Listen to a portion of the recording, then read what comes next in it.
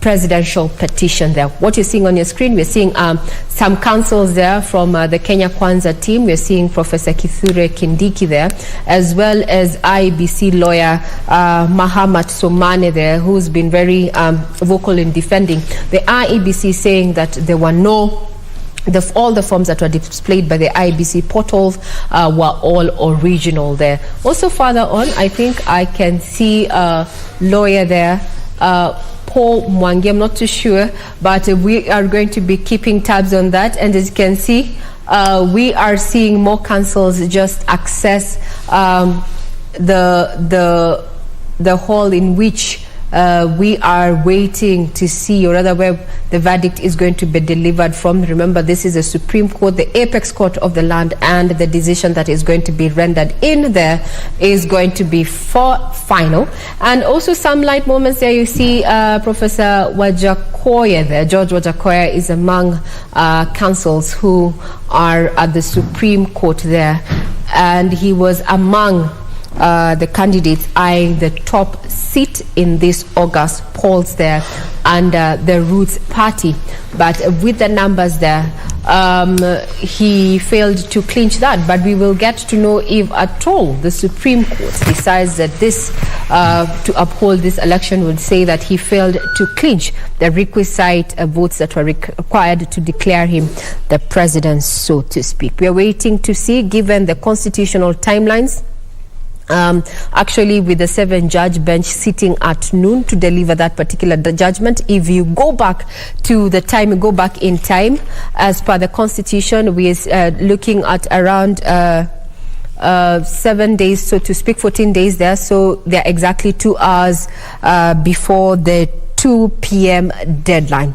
Now, Shadrach Wamboi, who is a constitutional lawyer, what is your take in regard to the coverage that the media has given the August polls, pre and up to date as we are?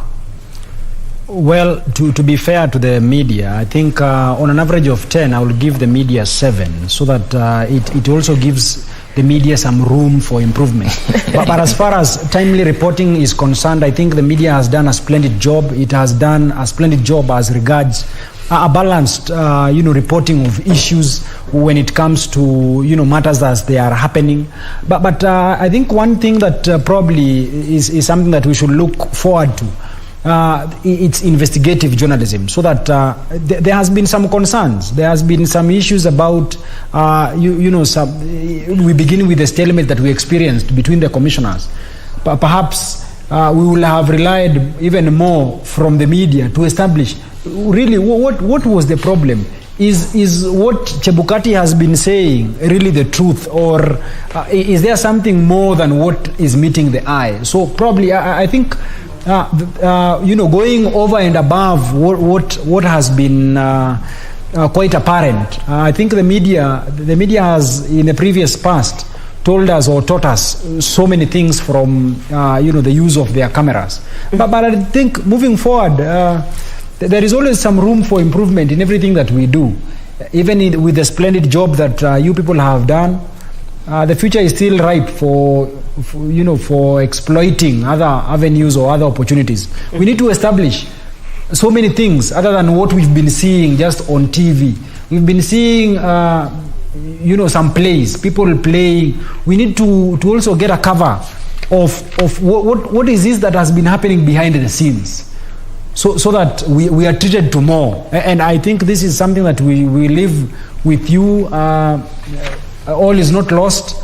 There is still an opportunity where you can tell us probably, or give us a panoramic view of what has been transpiring behind the scenes that we have not seen so far. Now, that is in regard, those are your views in regard to, how the local media has covered the August polls up to this point. Maybe as I want to rope in my colleague Brian Troy in regard to, what we're expecting in the next 16 minutes or so. How does it compare when it comes to coverage of elections between the local media vis-a-vis the international media? Because there's a conversation that is currently ongoing online that there's a lot of anticipation, and it's all not good. It's actually negative, portrayal of Kenya and this particular situation we find ourselves by a section of international media outlets. Indeed. And Ray, let me pick it from where you started out when you talked about how the media has carried itself through all the electoral process and through the petition itself. Yeah. And you bear me witness that a lot of Kenyans talked about media letting Kenyans down the day that we started tallying the results. You know, we did a very good presidential and gubernatorial debates, but we were not as united or as one cohesive unit when it came to the tallying process, and which would have helped a lot of Kenyans cool their nerves. But away from that, the election itself and the petition, I would say we as media have carried ourselves in the best way so far. In the great words of Wakili here, is that we still have some room to improve as based to how we cover and how we write our report. Because looking at what we see the same thing, but at the end of the day, when we go down to write our story, sometimes you find some discrepancies here and there. That said, the media also will be keen, and Kenyans will be keen to see how after this we do carry ourselves, because at the end of the day, you have had America talk about it, many countries, but they have to rely on the media, because if we don't show it, if we don't write it, if we don't present it out there, no one will know exactly what is happening in the country. And still on the same, and I think this is something that we can have a discussion on, an interesting read written by a journalist talking about the presidential petition. Raila Odinga has been a perennial petitioner when it comes to this, and that person is arguing no matter how this goes, either his way or not, he will be credited in fighting the fight and actually trying to solidify our democracy. I don't know how Wakili Gisore you view this, but at the end of the day, despite his hits and misses, because he's had some wins and some losses as well, is that he has enabled Kenya to be a democratic country, and also single out some of the things. Because in 2017, what the Apex Court talked about are some of the things that we have been able to implement in our 2022 politics. And at the end of the day, win or lose, he still be credited in solidifying our democracy. Sorry. I think, Bentro, I want to thank you for raising that issue about Raila Amolo Odinga. Raila Amolo Odinga is one person who has serious temerity for democracy, if I might say that, because look at the man, look at his journey. This man has been in prison, came out, fought for the 1992 liberation. That succeeded. We appealed Section 2A, and then turns back and joins Moi's government, and then turns to throw Moi's government out, or his choice, so giving rise to another liberation, whereby we had change of power. Then fast forward, we come to the 2005 referendum, where he had to actually leave government and champion our cause towards liberating Kenyans through a new constitution, which had dragged on for too long. So we saw his hand in all this process. We saw it in 2007 when the election went sideways. He was able and willing to share the government, as opposed to contrary views which were telling him you shouldn't share anything, you won. If he was somebody bad, he could not have reneged on that. He actually stands out as a statesman and says, Kenya first. I choose Kenya. I fought for this because I love Kenya, because I want to see a better Kenya. So if sharing the government with Moi Kibaki is something which is going to give us prosperity, is what I will do. And that happened. We ended up having the 2010 constitution, which is very robust, which we are enjoying. He has actually even gone in to bolster that particular constitution by going to court severally to test the limits, to actually be able to portray that this constitution has got to be tested to every end, so that we can be able to have a better country. In 2013, he was in court. He lost. And I said, okay, we will obey. Come 2017, he actually succeeded. He succeeded in the petition, and he ended up joining government, or having a handshake for purposes of Kenya. for purposes of Kenya, he did an handshake for continuity because the economy was not been doing well for the longest time. So for purposes of Kenya, he actually was able to do an handshake. And then he's again in 2022 in court. If we can quote him today, he said, "It's not about me. It's about fostering democracy, which is if there is anything we can credit the man is that he's a democratic Kenyan and he's actually a person who is out for the good of Kenya, and that in itself embodies a man who has done much more than any other president, because nobody has been able, amongst the presidents who have led Kenya, you've not seen anybody stand strongly for Kenya. Some of them have been elected, but I'm sorry to say, nobody has been able to be for Kenyans. Raila represents the common man and the interests of the people. They have done their bit in terms of developing the economy or trying to do their single political issues around leadership, but in a uniform scale, I think if you get to put them on a weighing scale, I think he really weighs way much more than any other president in terms of fostering democracy. Mm-hmm. Now, Gesore, thank you for that in regard to, how we have covered. And we have seen quite sensational headlines, as you've said there, but we need to remain factual. As your colleague there has given us a 7 out of 10, giving us room for improvement. Indeed, we will work on that. But now let's find out what is happening within the central business districts. Statistics indicate that 85% of workstations are domiciled within the CBD. Now, being September the 5th, we are joined by Hibak Sayed from Kencom there. We can say it's the center of CBD, to just bring us up to speed with what is happening as Kenyans await that particular ruling. Hibak, hi. How are things from Kencom? Thank you, Regina Manyara. We are at the Central Business District and we're just trying to gauge what exactly is happening, especially here at the capital of Kenya, Nairobi City. We have a few people, a few businessmen, boda riders, who are just trying to get their daily means as we wait for the Supreme Court ruling. A few minutes to 12. If we could just have your opinion, sir, on what exactly you've seen. The Supreme Court is about to give a very important judgment today. Unaona vipi biashara yako imekuwa vipi na umeonaje town iko leo? Let me start by saying that my name is Dudiman. I'm the CEO of Dudiman Show, and I'm so much glad and happy to have this opportunity with you guys. God bless you so much for doing an amazing job. Now, let me start by saying that we are okay in town. We are operating, we are doing something so amazing. And to make the matters worse, our border riders here in business CBD are doing quite excellent job. I have a good friend of mine who is the national coordinator for border riders here in Nairobi, and we are happy. For it, we are happy. So we are waiting to see. We doesn't know what is going to happen. We doesn't know what Kome is going to say, but we are happy because my brother is your brother, your sister is my brother. We doesn't want to know the ethnicity, we doesn't want to know where you come from, your sister, your brother, but we live like brothers and sisters. Despite having anything or doesn't have anything, we share the little that we have. So as a border rider who is a journalist by profession, because I've worked with your media or refer, I'm happy, we are happy. So let me just give a take to my brother and say something. Just to cut you off, Regina, we've been checking around and we've seen that the shops are mostly open, the businesses are functioning quite well, people are conducting their business as they always have. As you can see, we're at Kencom and most of the matatus are carrying people just as they always do. People are waiting, yes, for the ruling by the Supreme Court, but people are going about their business here in Nairobi City.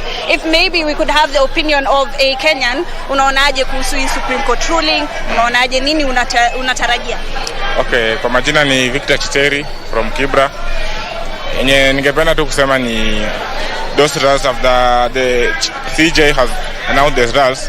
Let us take as normal so that we can continue with our normal work, so that people can continue with their normal business. Thank you. Well, I'm going to have to give it back to you, Regina. We're still going to be traversing Nairobi City, and maybe we'll go to another street within the Central Business District and to just see what exactly happens as the day progresses and as the judgment comes. Back to you in studio, Regina.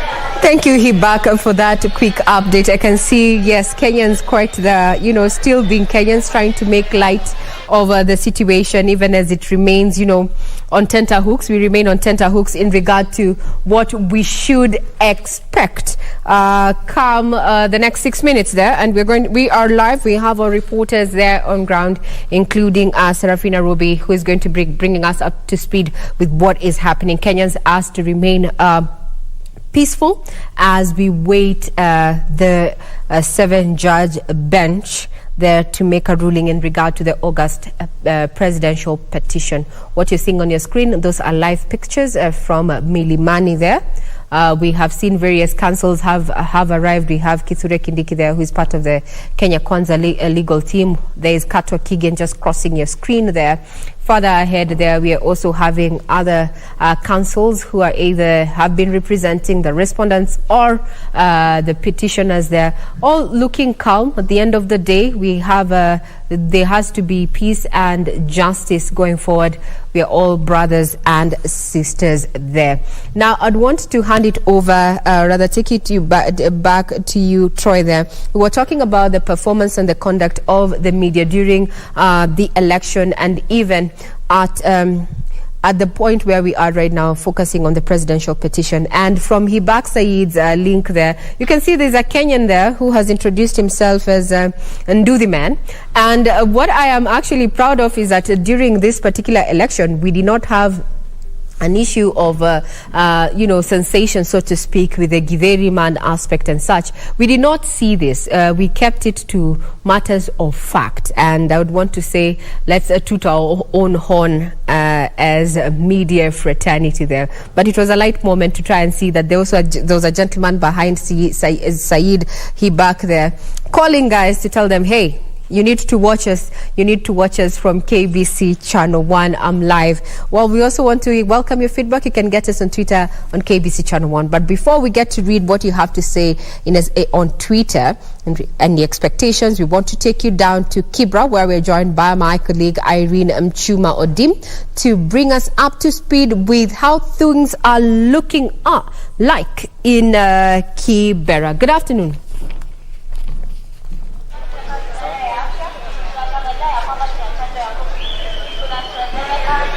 Representing the country.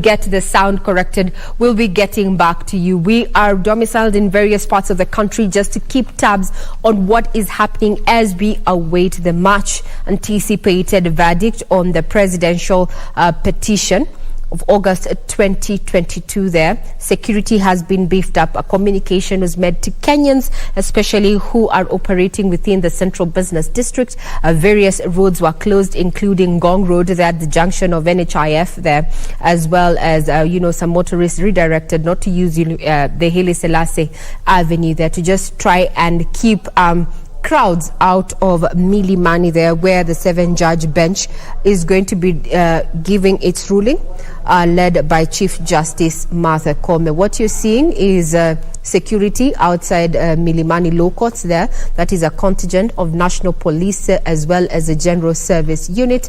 And inside there, we're seeing a council made up of, various, there you go, we have Soweto there.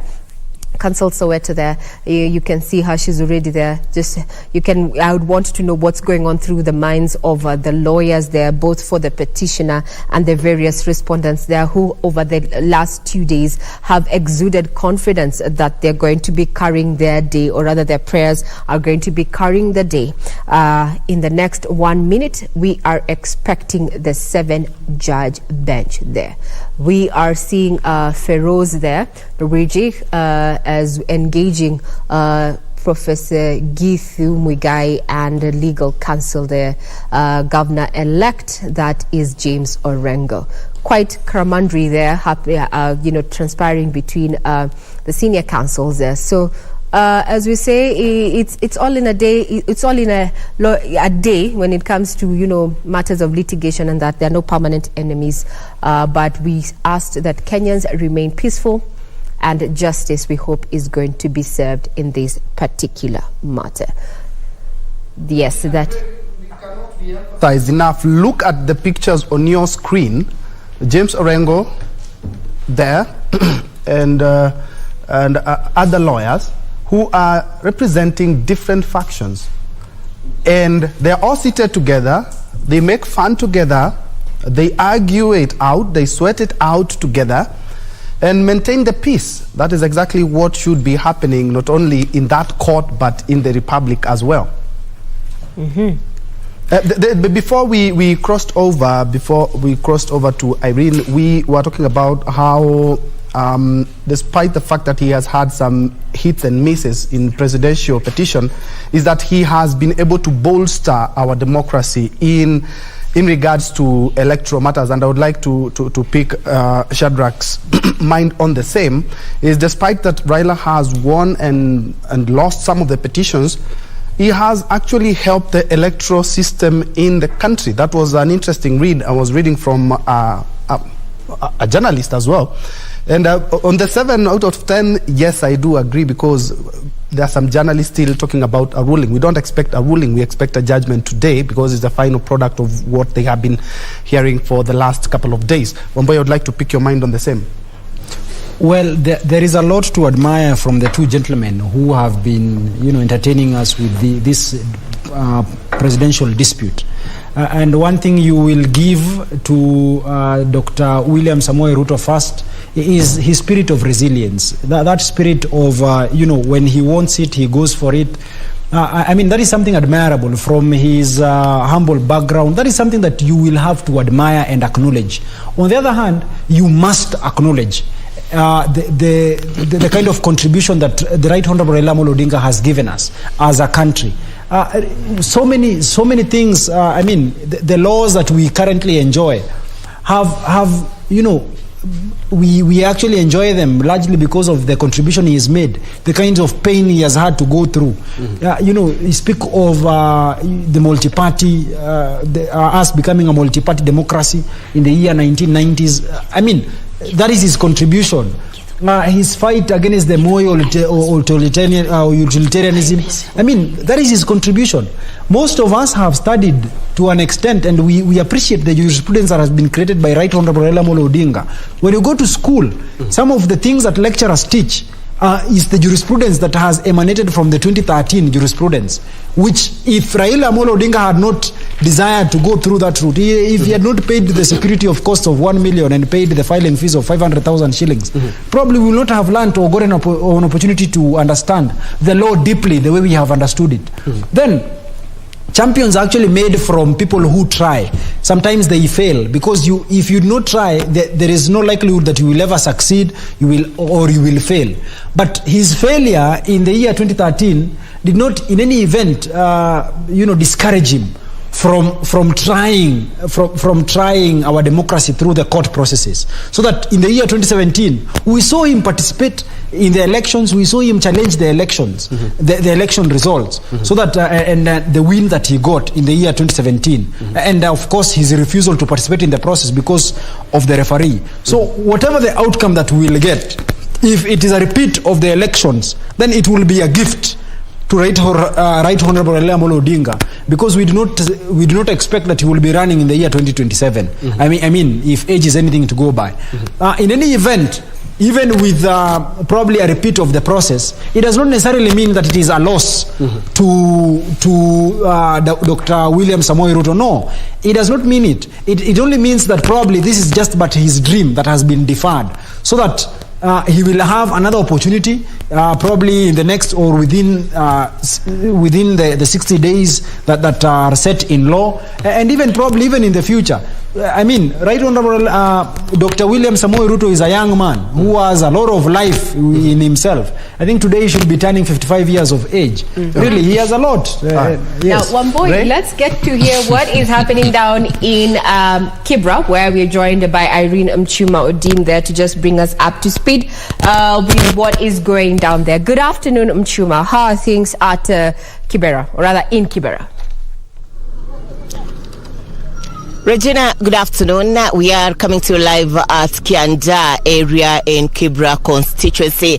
Earlier on, we were at Ayani and Makina areas, and Regina would say it's business as usual to a huge number of residents here in Kibra constituency. However, there are those who are following the proceedings from their screens. This as we wait for the verdict of the Supreme Court. Remember, Raila Odinga, who is the Azimio La Umoja presidential candidate, is also the ODM party leader, and Kibra constituency has time and again given him a back wherever he's making a move politically. And interestingly, Regina, unlike what many people would anticipate, that many people will remain at home and not go back to the business, is business as usual for many residents here in Kibra constituency. In fact, the shopkeepers, the tailors, the welders are going on with their business as usual.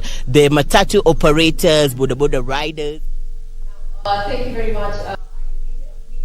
The 7 judges making their way that are about to take their seats. Remember, this particular 7 judges are made up of William Oko, as you can see on your screen, flanked by Njoki Ndongo having a seat, Isaac Lenaula, Smokin Wanjala, Philomena Mwili, who's a Deputy Chief Justice, and Martha. Let's have a listen in.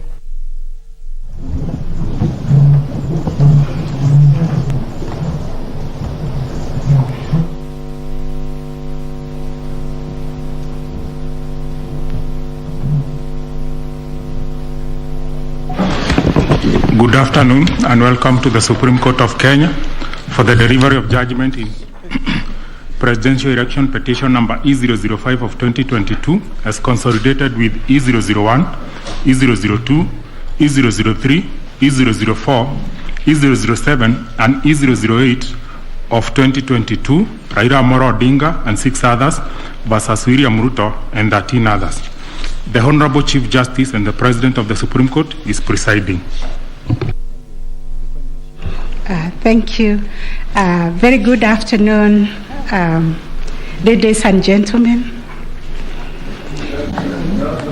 Yes, this is the judgment of the court, which is delivered pursuant through 23(1) of the Supreme Court Presidential Election Petition Rules 2017 in the presidential election held on the 9th August 2022. This is an abridged version of the judgment. The full judgment will be delivered after 21 days. Kenya is a sovereign multi-party democratic state whose foundations are firmly spelled in the Constitution. The Kenyan people's quest for electoral reforms since independence is well documented. That notwithstanding, and even without going back to the pre-1992 era, every cycle of elections has been highly contested, with the exception of 2002. This speaks to a background of distrust of the administration of our electoral process. Informed by this setting, Kenyans made a decision to vest the Supreme Court with the jurisdiction to determine questions regarding the validity of a presidential election under Article 140 of the Constitution. The reactions following the declaration of results of the presidential election of 9th August 2022 shows that the Independent Electoral and Boundaries Commission, IEBC, has not yet garnered universal public confidence and trust in the internal management of the Commission and elections. On the 15th August 2022, 6 days after the general elections were held, Mr. Wafula Chebukati, the chairperson of IEBC, announced the following results. Raila Odinga, 6.942,930 votes, representing 48.85%. William Ruto, 7.176,141 votes, representing 50.49%. David Wahiga, 31,987, representing 0.23%. George Wajakoya, 61,969, representing 0.44%. Based on the aforesaid results, the chairperson of IEBC declared William Samoei Ruto the first respondent, the presidential candidate for the United Democratic Alliance Party, as the president-elect. This declaration has precipitated a total of 9 presidential petitions that are filed before us, to wit, number 1, presidential election number 001 of 2022, John Njoroge Kamau versus Wafula Chebukati and 3 others, and Raila Amolo Odinga and 7 others named as interested parties. The second petition is presidential election number 002 of 2022, Youth Advocacy Africa and another versus IEBC and 12 others. Third petition, presidential election petition number 003 of 2022, Kerif Khalifa and 3 others versus IEBC and 3 others. Fourth petition, presidential election petition number 4 of 2022, David Kariuki Ngari versus IEBC and 9 others. 5, presidential election petition number 5 of 2022, Raila Amolo Odinga and another versus IEBC.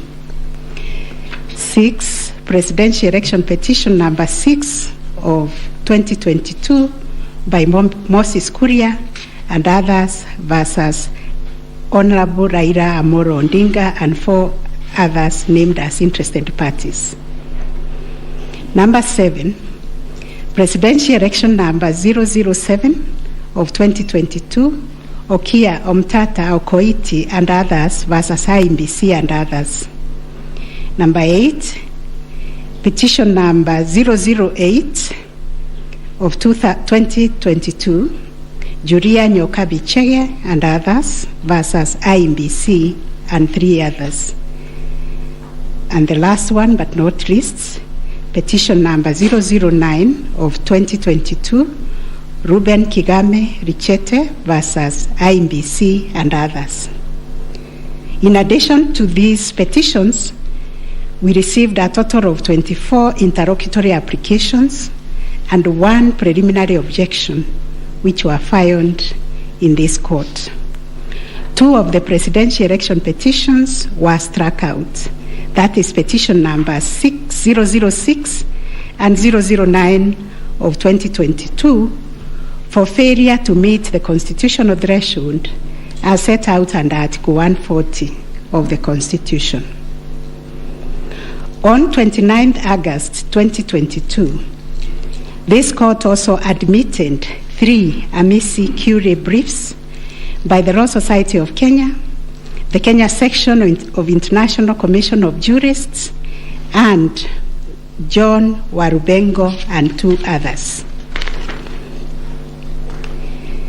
Upon perusing and considering the issues raised in the remaining presidential election petition, numbers 001, 002, 003, 004, 005, 007, and 8, the responses and the submissions filed thereto, this court found that all the 7 petitions substantially raised similar issues and sought similar reliefs. Consequently, on 30th August 2022, this court ordered that the 7 petitions be consolidated and designated Presidential Election Petition number 005 of 2022 as the read file. From the consolidated petition, the responses filed and submissions filed by all the parties, the court crystallized the following issues for determination. And those issues are there. We have repeated them several times. I will not read them.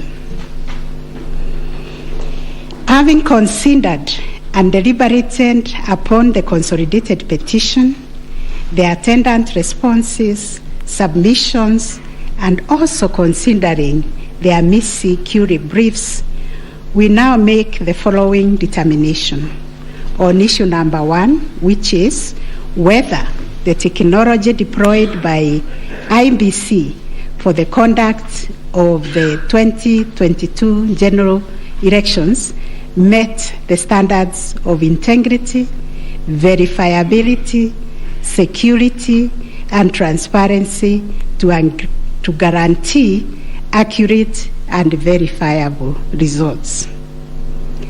As noted in the introduction, lack of trust in the electoral system has endured in Kenya for a long time. This led to the introduction of electoral technology following recommendations made by the Independent Review Commission on the general elections held on the 27th December 2007, popularly known as the Kriegler Commission report. That report recommended integration of technology into Kenya's electoral process for registration, identification of voters, and transmission of results. These were enacted in Section 44 of the Elections Act 2011. By this statute, IEBC is enjoined to adopt technology in the electoral process. As a consequence, the IEBC developed a technology known as Kenya Integrated Electoral Management System, KIMS, making Kenya's election process an hybrid as it employed both technology and manual processes.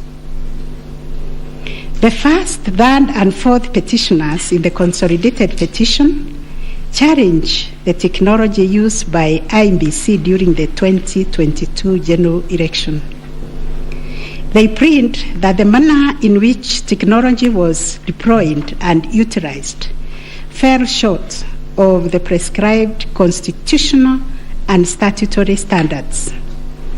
As regards the audit of the register of voters, they urge that IEBC, pursuant to its elections operations plan, committed itself to conducting an audit of the register of voters by 31st March 2022. To the contrary, they arrange it only publicly availed the audit report on its website on 2nd August 2022, which was only 7 days to the elections. In this report, it was noted that the auditors established serious gaps and risk to the electoral process, including numerous cases of change of voter stations without knowledge or approval of the affected voters. grant of voter update privileges in IMBC, IDMs, to 14 user accounts and related to voter registration. Reducing the accountability of user activities in the register of voters. Presence of 11 active generic accounts on the MBIS application and the 2 MBIS users with the same logging identification. Risking unauthorized system users, possible interference, change of particulars on the activation of voters in the system. IMBC's failure to set up access, decertification, and user activity review process. And IMBC was also arranged to have failed to respond to requests by auditors for crucial information. On the integrity of the technology deployed, it was the case for the 7th petitioner that in order to comply with Article 86 of the Constitution and Section 44 of the Elections Act, the technology deployed must be simple, accurate, verifiable, secure, accountable, and transparent. On the simplicity of technology, the 7th petitioner contends that the KIMS kit failed the tests as they were not easily usable by ordinary citizens without expert knowledge. They further assert that IMBC was expected to procure and put in place a technology necessary for the conduct of the general election at least 120 days before the election and ensure consultation with the relevant agencies, institutions, and stakeholders. Furthermore, the petitioners arranged that IMBC violated its constitutional duty by delegating the design, implementation, and conduct of the KIMS components of the election to a foreign company, Smartmatic International Holdings, BV. As a result, IMBC staff and the public did not have full comprehension of the KIMS component. They conclude, therefore, that IMBC abdicated and surrendered its role to conduct elections to Smartmatic, and that IMBC vigorously fought any attempt to subject Smartmatic's activities to accountability and transparency, including the safeguards required by Regulations 61, 69, and 75 of the Elections General Regulations 2012. In response, IMBC has submitted that the electoral system met the constitutional threshold, that all the necessary information was accessed only by the authorized persons. The information was accurate, complete, and protected from malicious modification, either by authorized or unauthorized persons. IMBC maintained an audit trail on activities related to information, and that the information was available and could be authenticated through the use of various security features. In further response, IMBC contended that they engaged KPMG on 7th April 2022 to conduct an audit of the register of voters, which was submitted on 18th June 2022. In addition, it issued a briefing on the report on 20th June 2022, summarizing the thematic areas therein and disclosing its findings as well as actions taken to remedy the issues identified. It also conducted its annual audit in compliance with Regulations 11 and 12 of the Election Technology Regulations 2017 and a certification of compliance issued to it on 3rd August 2022. IEBC relied on sworn affidavits by Michael Ouma, Moses Sunkuli, and Hussein Majan on 26th August 2022, which were to the effect that it published the interim report by KPMG on 8th June 2022 and embarked on remedial measures aimed at effecting the recommendations ahead of publication of the final report.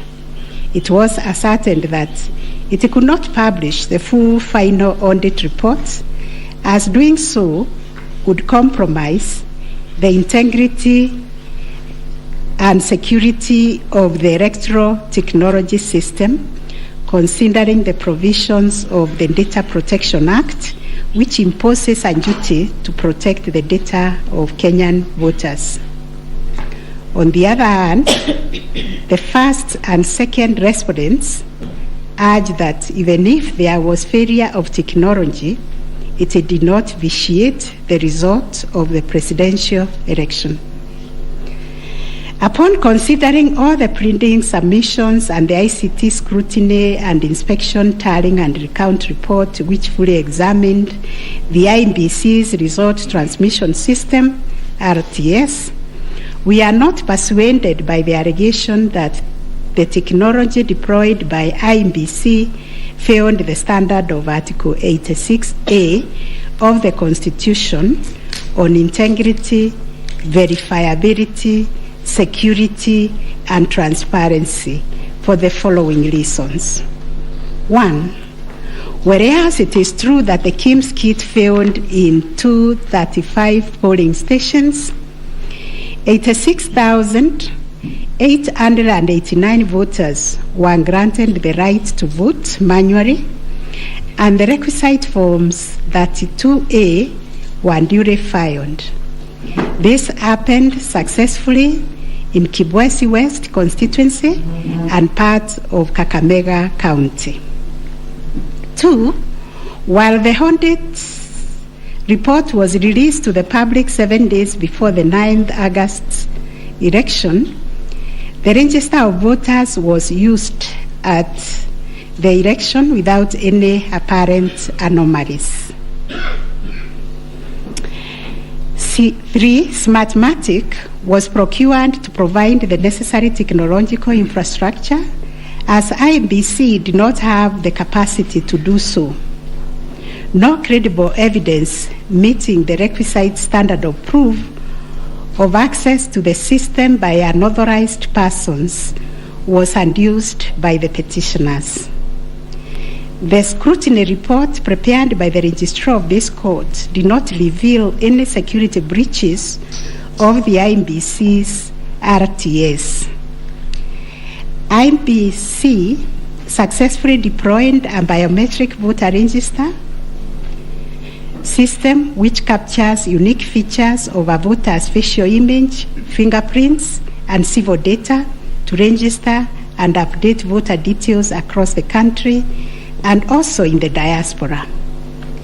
The BVR captures a voter's facial image, fingerprints, and civil data, which features are unique to each of the voter.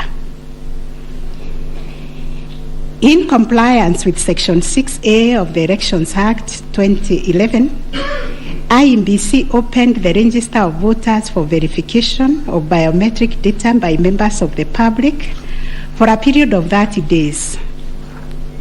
Thereafter, the register was revised to address issues arising from the verification exercise. KPMG then audited the register, and we are satisfied that the inconsistencies and inaccuracies identified during the audit were somewhat successfully addressed. The second issue was whether there was interference with the uploading and transmission of Forms 34A from the polling station to the IEBC public portal. The first petitioner arranged staging that a person who had access to the RTS intercepted, detained, or stored Forms 34A temporarily to convert or manipulate it before uploading it on IEBC's public portal. It is arranged also on 11th August 2022, IEBC dumped over 11,000 Forms 34A on the public portal between 11 to 11:09 hours. To rebut this allegation, IEBC and its chairperson, in their response dated 26th August 2022, denied staging and unauthorized intrusion of the RTS. In that regard, they urge that every image of Form 34A was uploaded immediately after the transmittal of results.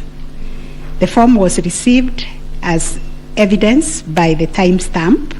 Similarly, the first respondent denied these allegations. Our finding: 1, no credible evidence was presented to prove that anyone accessed the RTS to intercept, detain, or store Forms 34A temporarily before they were uploaded to the public portal.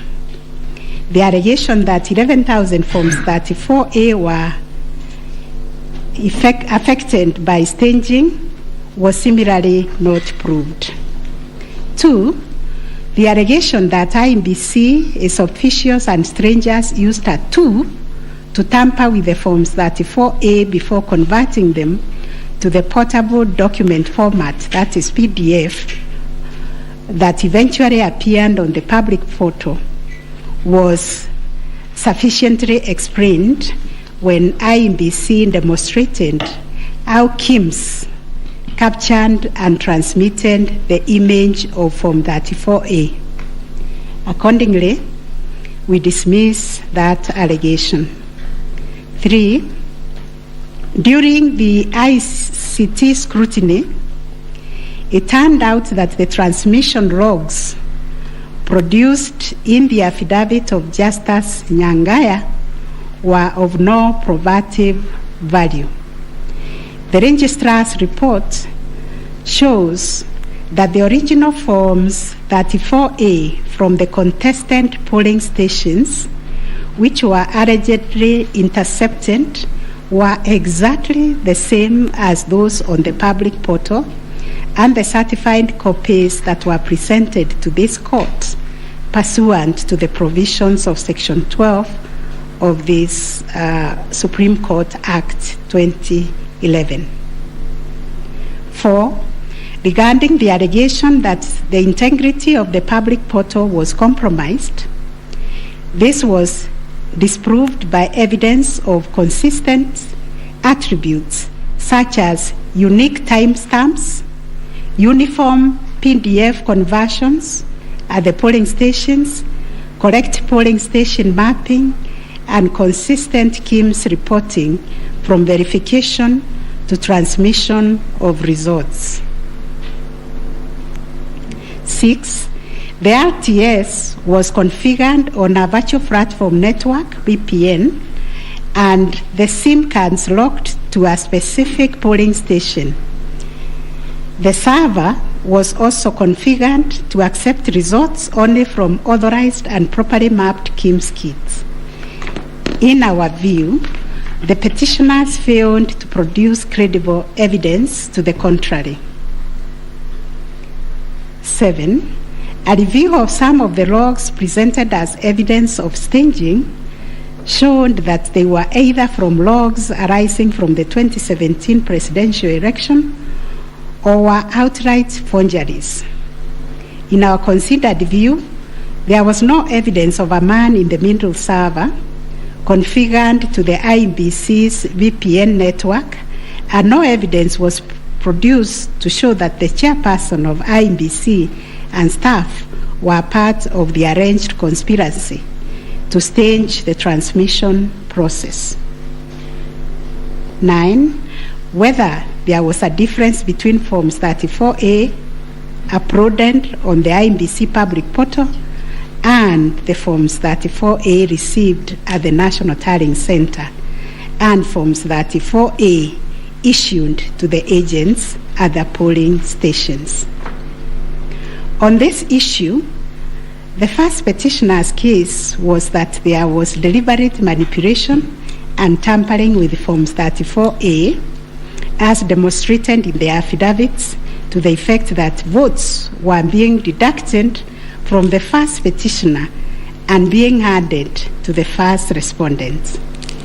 To support this petition, evidence was contained in the affidavits of Honorable Martha Karua, sworn on 21st August 2022, Celestine Anyango Opio, Arnold Ochieng Oginga, and John Mark Githongo, which was sworn also on 21st August 2022, and a further affidavit sworn on 28th August 2022.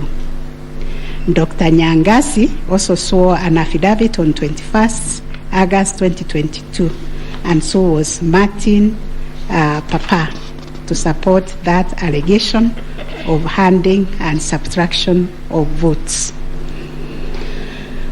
On the other hand, IMBC and its chairperson urged that all Forms 34A transmitted to IMBC portal were not interfered with or manipulated.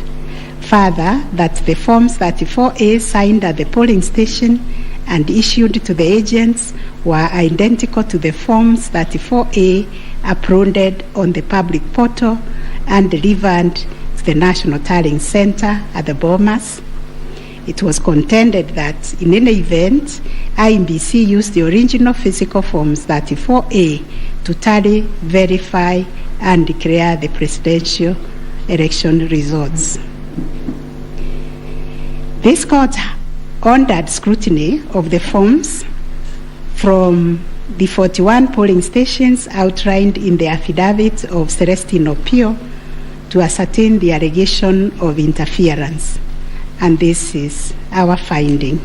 1, there were no significant differences captured between the Forms 34A uploaded on the public portal and the physical Forms 34A delivered to Bomas that would have affected the overall outcome of the presidential election.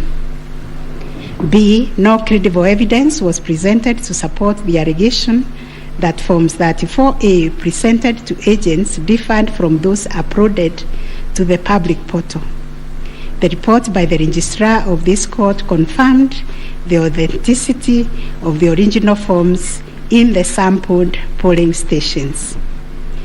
The affidavits of Celestine Opio and Arnold Ochieng Oginga, while containing sensational information, were not credible, as the registrar's report confirmed that all the Forms 34A attached to those affidavits and purportedly given to them by the agents at select polling stations were significantly different from the originals, certified copies, and those on the public portal.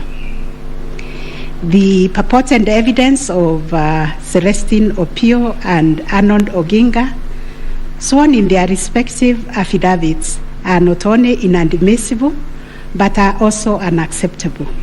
It has been established that none of the agents on whose behalf the forms were being presented swore any affidavit, that there is nothing to show that they had instructed both Celestine and Arnold to act for them. Yet the two have gone ahead to depone on matters that are not within their knowledge. This court cannot countenance this type of conduct on the part of counsel who are officers of the court. Though it is elementary learning, it bears repeating that affidavits filed in court must deal only with facts which an opponent can prove of his own knowledge, and as a general rule, counsel are not permitted to swear affidavits on behalf of their clients in contentious matters like the one before us, because they run the risk of unknowingly swearing to falsehood and may also be liable to cross-examination to prove the matters deponed. We must remind counsel who appear before this court, or indeed before any other court or tribunal, of the provisions of sections 113 and 114 of the Penal Code that swearing to falsehoods is a criminal offense, and 2, that it is an offense to present misleading or fabricated evidence in any judicial proceeding. Section 114 of the Penal Code states, and I quote, "Any person who swears falsely or makes a false affirmation or declaration before any person authorized to administer an oath or a declaration upon a matter of public concern, and at such circumstances that the false swearing or declaration, if committed in a judicial proceeding, would have amounted to perjury, is guilty of a misdemeanor." One of the most serious losses an advocate may ever suffer is the loss of trust by judges for a long time. Such conduct amounts to interference with the proper administration of justice. The contents of the affidavit of John Mark Githongo, which may contain forgeries, are also dismissed for not meeting the evidential threshold. Those averments contain no more than incredible and hearsay evidence. No admissible evidence was presented to prove the allegation that Forms 34A were fraudulently altered by a group situated in Karen under the direction of persons named in the affidavit and video clip attached to it. As a matter of fact, these 2 affidavits amount to double hearsay and incapable of being proved at each of the rears. We turn to Form 34A for Gacharaigo Primary School, which was sensationally presented by Madam Judy Soweto, advocate, to show that one Jose Camango accessed the RTS and interfered with the result contained therein. This also turned out to be no more than hot air, and we were taken on a wild goose chase that yielded nothing of probative value. The Kim's kit relating to Songonyo Primary School, which bore the same serial number with another, was admitted by IMBC as an inadvertent manufacturer's error. We are also satisfied that the 2 kits and other identifying features that were markedly different, including the timestamps and polling code, and therefore nothing turns on this anomaly. Therefore, to the question whether there was a difference between Forms 34A uploaded on the IBC public portal and those received at the National Tallying Center and those issued to the candidates' agents at the polling station, we have found none. Issue number 4, on whether the postponement of gubernatorial elections in Kakamega and Mombasa counties, parliamentary elections in Kitui, Rural, Kachiriba, Rongai and Pokot South constituencies, and electoral ones in Nyaki West, in North Imenti constituency, and Kwanza in Embakasi South constituency, resulted in voter suppression to the detriment of the petitioners, and especially in petition number 5 of 2022.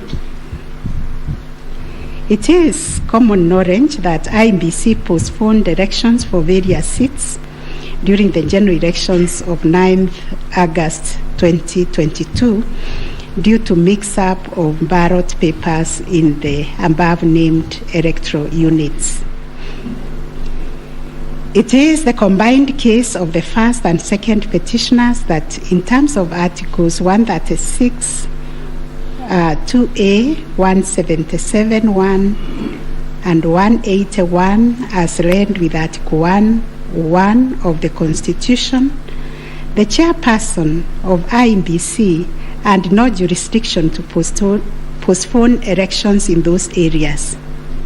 That Section 55B of the Elections Act is inconsistent with the Constitution and therefore void to the extent that it purports to donate to IEBC power to postpone elections in the constituency, county, or ward, contrary to the Constitution, and the postponement undermined the conduct of free, fair, credible elections by depriving the voters an opportunity to vote for all the candidates on the dates stipulated by the Constitution. The petitioners further contend that the postponement of elections and the overall effect of suppressing voter turnout in the electoral units in question, which was prejudicial to him.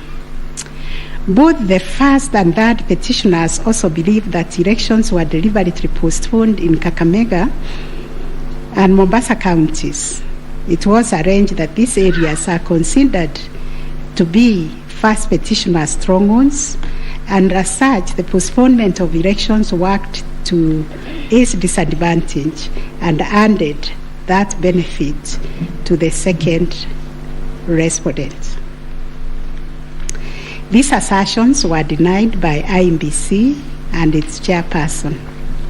They, however, admitted that they experienced confusion with the printed ballot papers and explained that they only discovered the mix-up on the eve of the election when the ballot papers were being distributed to the polling stations.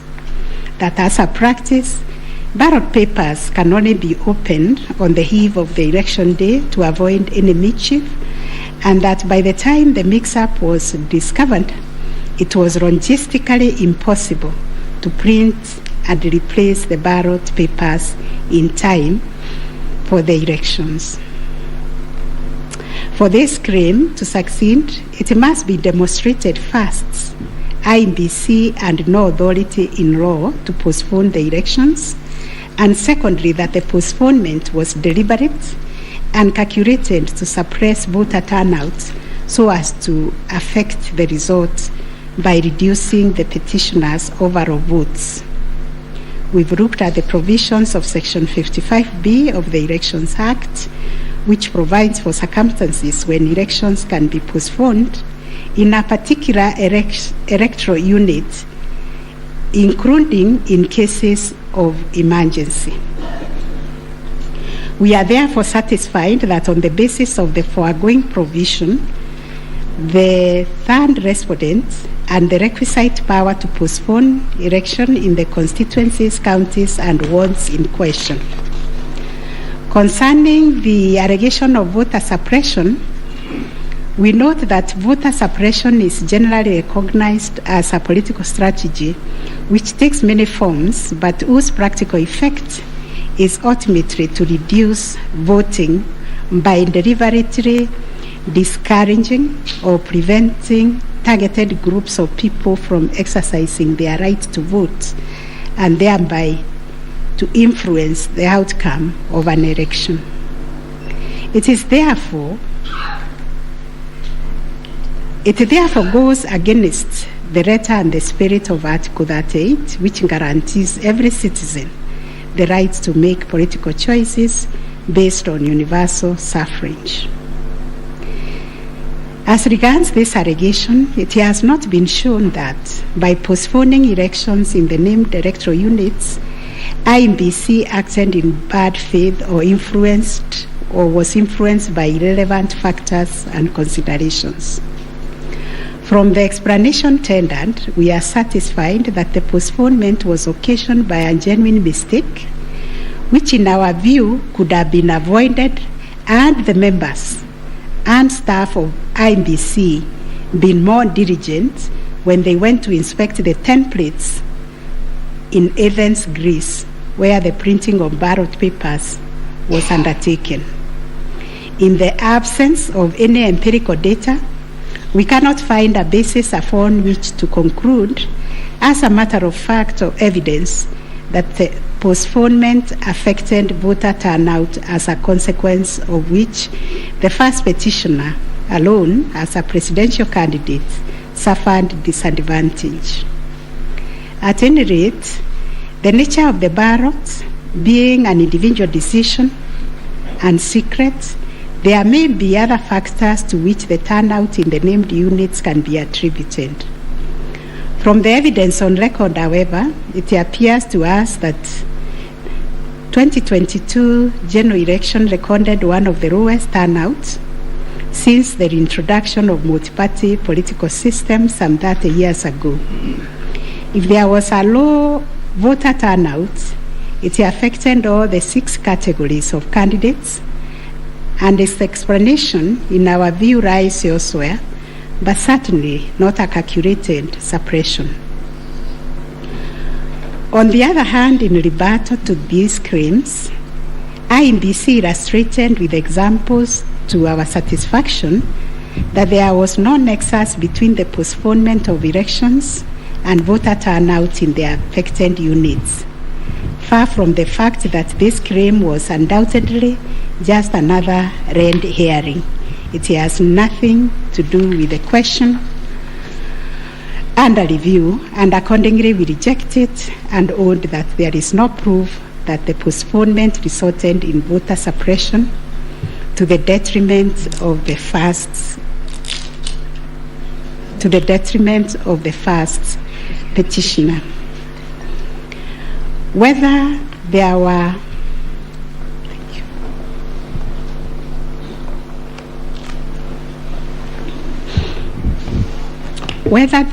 unexplainable discrepancies between the votes cast for presidential candidates and other elective positions. Issue number 5. The first petitioner was categorical that there was systemic ballot stuffing in certain counties, mainly in the Rift Valley and central parts of Kenya, where, according to him, a total of 33,208 votes were cast for president only, without corresponding votes for the other elective positions. On the part of INBC and the chairperson, while acknowledging that indeed in some instances there was vote differential between those cast for president and for other positions, but maintained that they were insignificant, and those instances related to votes by prisoners and citizens in the diaspora who only vote for the president but did not take part in other elective positions. The differential also includes rejected ballot papers and stray votes which do not count as valid votes. The well-established principle that the person who asserts a fact must prove it casts the burden upon the first petitioner to demonstrate that there were instances of ballot stuffing of such a magnitude as to justify the nullification of the presidential election. Ballot stuffing, which is an illegal addition of extra ballots, is a type of electoral fraud aimed at swinging the results of an election towards a particular direction. Not a single document has been presented by the first petitioner to prove systemic ballot stuffing. A figure of 33,208 votes relied on in this claim is based on unproven hypothesis that since the number of votes cast for the president is higher than those for other positions, then, without more, it must follow that there was fraud. We find that fraud is a serious criminal offense, and it must be proved beyond reasonable doubt under Section 5N of the Election Offences Act. It is indeed an offense for a person to vote more than once in any election. INBC has provided a plausible explanation for the vote differential, citing categories of voters who only vote for the president, such as prisoners and Kenyans in the diaspora. there were an insignificant number of stray votes whose combined effect cannot justify nullification of the election. Finally, on this point, a general election in Kenya comprises of 6 different separate elections held concurrently on the same day. Such elections are held by secret ballots, and one cannot predetermine the voter turnout or how voters will vote in each election. None of the parties has flagged anything so significant that it would have affected the outcome of the presidential election vis-a-vis the other 5 elections held on the same day. We find, therefore, there were no unexplainable discrepancies between the votes cast for the presidential candidates and other elective positions. On issue number 6, whether IEBC carried out the verification, tallying, and declaration of results in accordance with Article 138, 3C, and 138(10) of the Constitution. This issue arises from the printings in all the petitions as consolidated. Based on the said printings, the affidavits sworn in support thereof, and the written and oral submissions by parties, two viewpoints regarding the meaning, scope, and application of Article 138, 3C, and 10 of the Constitution have been advanced. On the one hand, the petitioners submit that pursuant to the foregoing provisions, the role of verifying and tallying of votes as received from polling stations countrywide is vested in the Commission as a corporate entity and not the chairperson of the Commission. It is their argument that the chairperson cannot undertake this task to the exclusion of other commissioners.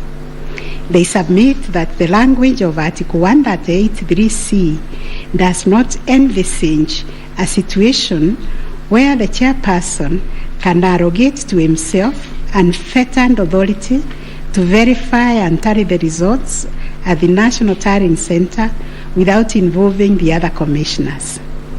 Such action, they contend, would not only be unconstitutional, but would be sufficient ground without more to nullify an election of a president-elect.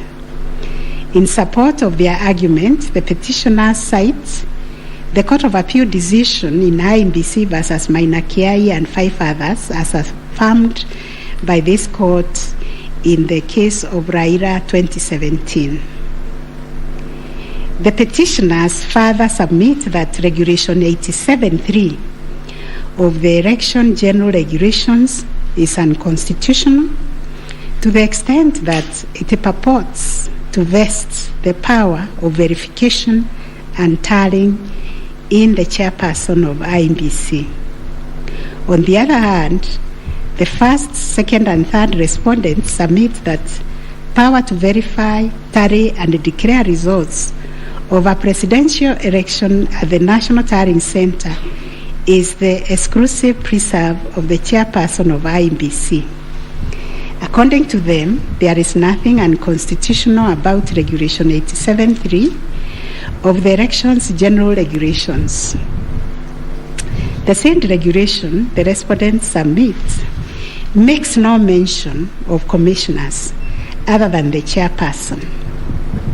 At any rate, the respondents argue Article 138(3)(c) of the Constitution does not envisage a situation where it is the commissioners who personally undertake the task of verifying and tallying the results as entered into the thousands of Forms 34A.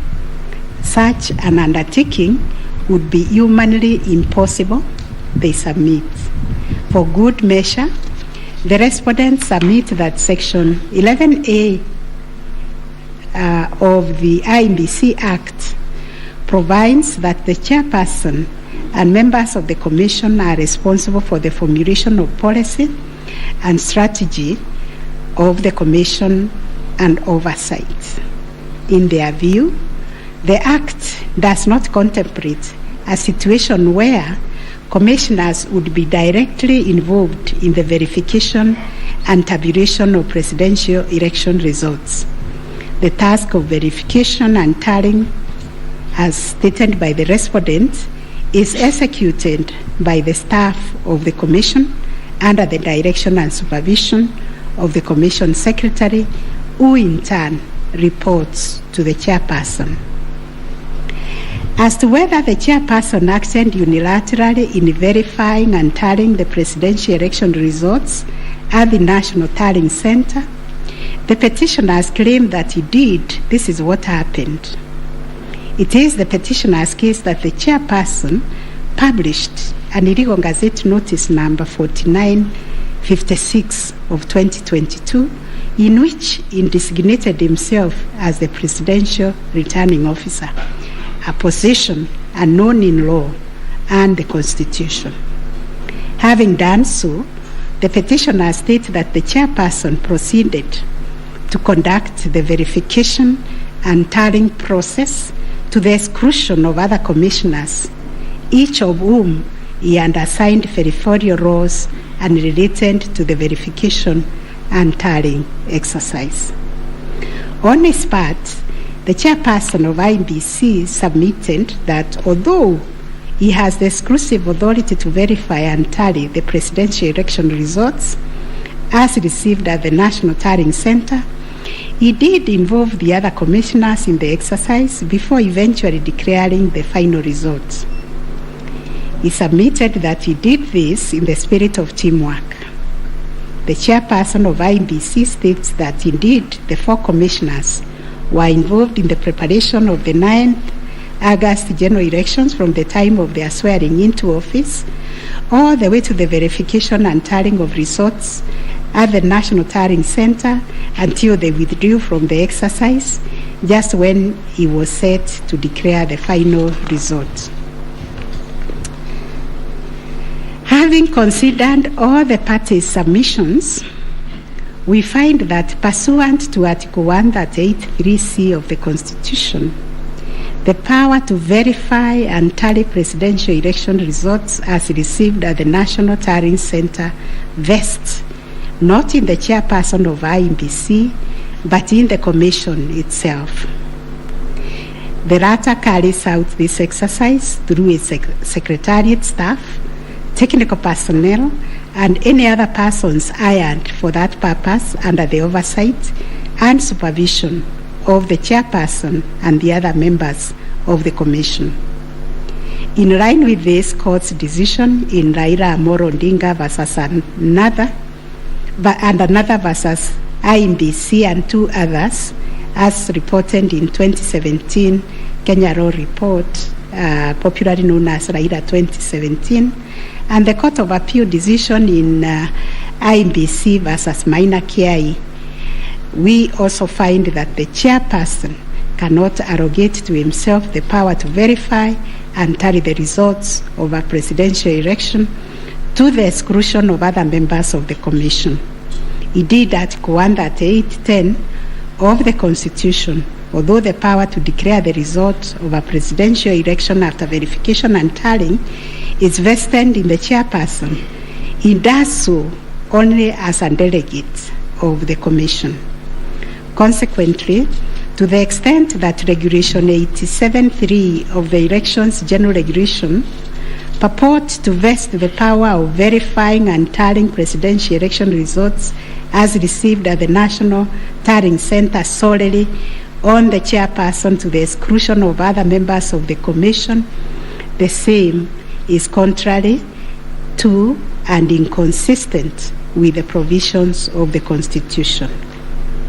That said, we, however, take cognizance of the fact that the 4th, 5th, 6th, and 7th respondents, referred to as the 4 commissioners, actively participated in the verification and tallying exercise from the beginning up to the and until just before the declaration of the result by the chairperson.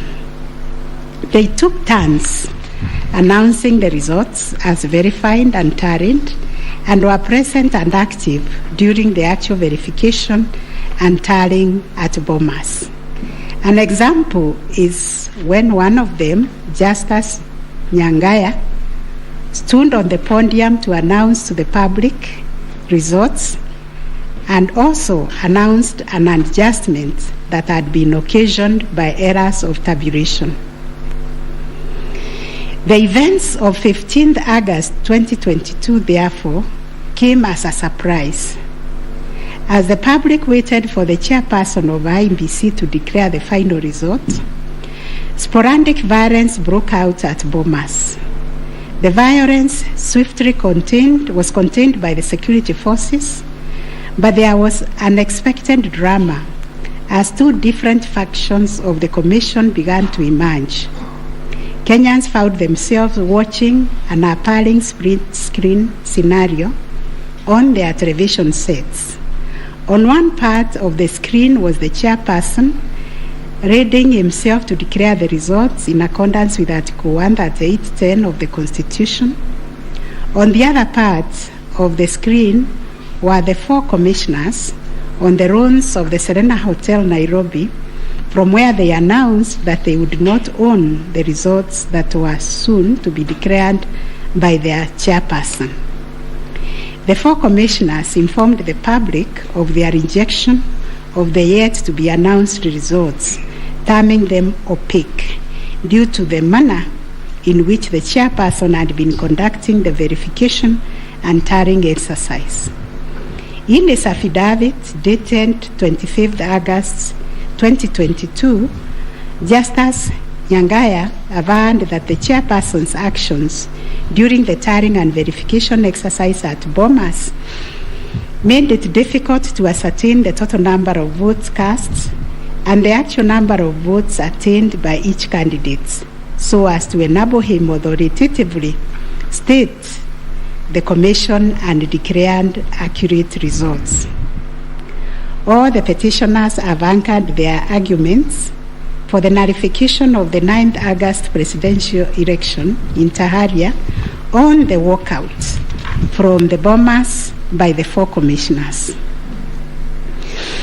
They contend that by rejecting IEBC's results on grounds of opaqueness of the verification and tallying process, they called into question the credibility of the entire election.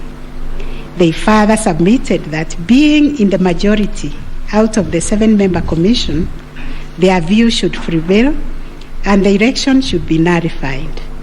It is the petitioner's argument, therefore, that a dysfunctional commission cannot deliver a credible election. We note that apart from their 11th hour denunciation of the verification and tallying process and their averments regarding the conduct of the chairperson, the four commissioners have not placed before this court any information or documents showing that the elections were either compromised or that the result would have substantially differed from that declared by the chairperson. Critically, they have not explained why they participated in a verification process when they knew that it was opaque up until the last minute. Indeed, at the Serena Hotel press briefing, the four commissioners acknowledged that thus far the entire election had been managed efficiently and credibly. The chairperson on his part did not make matters any better by maintaining a stoic silence, even as things appeared to be falling apart. All this, in our view, points to a serious malaise in the governance of an institution entrusted with one of the monumental tasks of midwifing our democracy, an institution that obviously needs far-reaching reforms, of which we shall say more in our detailed reasons. But are we to nullify an election on the basis of a last-minute boardroom rupture, the details of which remain scanty and contradictory between the chairperson of the commission and some of its members. In the absence of any evidence of violation of the Constitution and our electoral laws, how can we upset an election in which the people are participating without hindrance, as they made their political choices pursuant to Article 38 of the Constitution? To do this would be tantamount to subjecting the sovereign will of the Kenyan people to the quorum antics of IEBC. This we cannot do. Clearly, the current dysfunctionality at the Commission impugns the state of its corporate governance, but does not affect the conduct of the 2022 election. In view of the foregoing, we are satisfied that notwithstanding the divisions apparent between the chairperson and the 4 commissioners, IEBC carried out the verification, tallying, and declaration of results in accordance with Article 138(3)(c) and 10 of the Constitution. Issue number 7, whether the declared President-elect attained 50+1 of all the votes cast in accordance with Article 138 of the Constitution.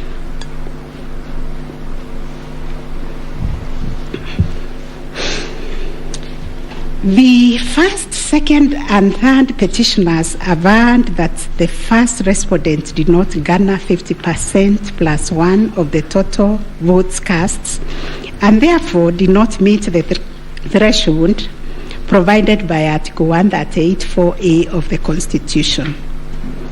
They anchored their claims on the basis that in order to determine whether a candidate has attained 50%+1 of the votes cast, this ought to be calculated based on the total number of votes cast, excluding rejected votes. They argued that 50% of 14,353,165 votes, in their view, were the variant votes cast, which amounted to 7,176,582.77 votes. They therefore contended that by attaining 7,176,141 votes, the first respondent did not meet the constitutional threshold to be declared president-elect. Supporting the claim that the first respondent did not meet the 50+1 constitutional threshold was the 6th petitioner.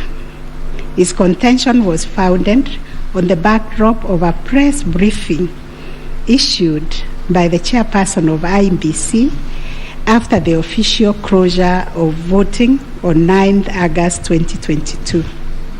According to the 6th petitioner, the chairperson of IEBC announced that the voter turnout was 65.4% of the total number of registered votes based on the verification of the KIMS kits which were functional during the process of voting.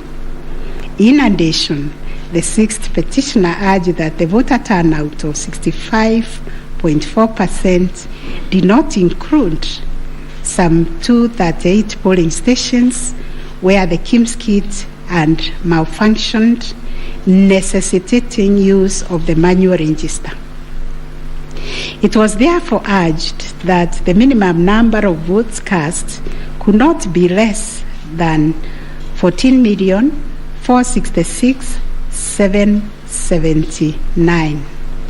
Additionally, that this number was bound to increase once the number of votes from the areas that used the manual register were included. The 6th petitioner further claimed that a summation of the minimum number of votes cast and untallied manual votes would represent the actual voter turnout. In challenging the declaration made by the chairperson of IEBC, the sixth petitioner found that the final tally published in Form 34C only accounted for 14,326,641 votes cast, including some 113,614 rejected ballots. The sixth petitioner contended that this tally did not factor in some 140,138 votes cast using the manual register. The sixth petitioner computed this number by subtracting 14,326,641 declared votes cast from 14,466,779 generated by the sixth petitioner as representing 65.4% of the voter turnout. Referring to the tallies in Form 34C, the sixth petitioner summed the number of votes cast for each candidate as follows. Raila Odinga, 6,942,193. William Ruto, 7,176,141. Wahiga Mwaura, 31,987.